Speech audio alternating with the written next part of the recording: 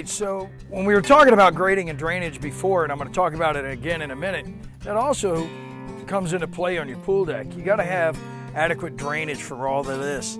Well, here you can see with all this moss and algae and that kind of thing, we're not really getting the right drainage here.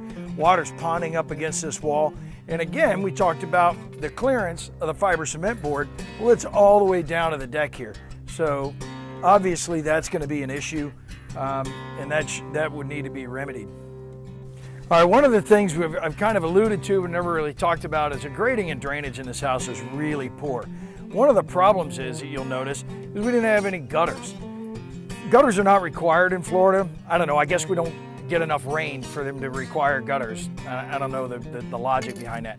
The only thing I can possibly think of is we very, very, very rarely have basements here. Almost everything is slab on grade, but we're built on sand. And what happens when water flows across sand? It washes us out. So here in this situation, we've got all of this erosion here, where all of this water has been coming down off the top and flowing down out the side, and it's completely undermined this entire paver setup, and it's wiped it all completely out. So the grading and drainage around this house is very poor. You got trenching erosion caused from the lack of gutters, and then of course the undermining of the foundation in this situation. Okay, here in this back door, you'll notice that what I talked about before where they took out some of that siding. Here you can see the much thicker trim boards, and then the flashing is good here, it's correct. Well, of course over there it's too small, and this kind of shows you that that's where that came from.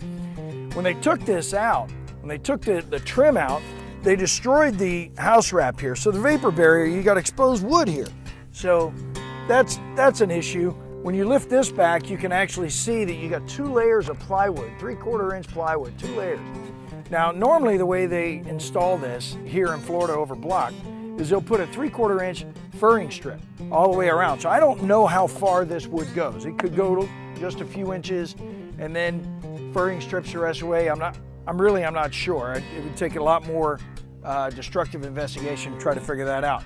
But the important part is because I know that you got areas where the house wrap is damaged, I am certainly going to write up that interior wall conditions are unknown, because I don't know what's going on inside of there where this water is certainly getting inside.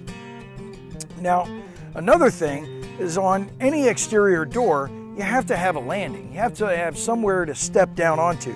With all of this erosion, trenching erosion, water runoff here, this improvised landing of these 2 concrete blocks has now been undermined, and it's no longer safe. It's a trip hazard.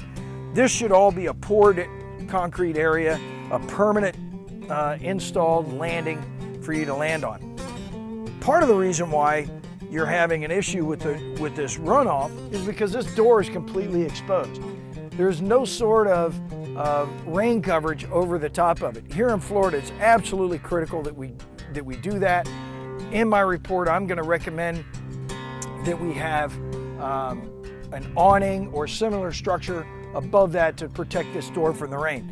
So when we open this door, you're probably not going to be able to see it. When you open this door, we do have evidence of water intrusion that's come inside the door here, and we expect that because the door's exposed the way it is.